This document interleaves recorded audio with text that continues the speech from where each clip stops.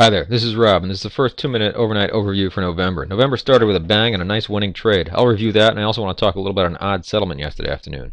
First, let's take a peek at Wednesday's odd sheet as it appeared at the close. Lots of green here, indicating potentially bullish stats for everything except QQQ and NQ. ES is what I trade, and the numbers there were strong, with seasonality especially good. Strong seasonality means I use the larger target amount if I take a long trade. Yesterday, that target came in at 13 points. In addition to the odds shown here, there were some bullish edge finder studies that appeared.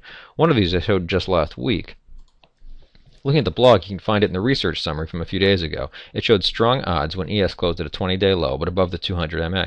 So between the strong odds sheets and the bullish edge finder studies, I announced I was going long at the close. I typically enter my trade in the last 30 seconds or so before the 4:15 close, but I had an execution problem yesterday and was unable to get my trade off.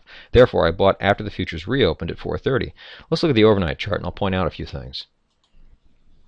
You can see my trade on this chart, but I also want to point out an oddity. Because I went unfilled at 4:15, I chased the price up a little after the 4:30 open and was filled around 1402.25. That's about a half point above the last trade near the 4:15 close, which is marked by the orange line. You'll note a purple line up at 1406.75. That was the official settlement price on Wednesday. Typically the settlement price is within a quarter or sometimes half point of the last trade. I don't know why there was a 5-point difference on Wednesday, but it has some implications when you look back at daily charts down the road.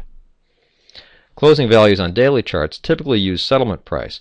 So looking at the current daily chart, it appears that ES did not close at a 20-day low on Wednesday. Future backtests won't identify this as a qualifying instance. Also, any backtest on daily bars will show a 3.5 point gap up this morning rather than an 8.5 point gap up. So when I look at my results having made 8 points, it will appear as though I made 4.5 points in positive slippage. Stuff like this rarely happens, but it will on occasion, and though the point differential seems large here, it really isn't so out of line since the settlement price occurred near the 4 p.m. close where many ETF traders may have entered their overnight trade.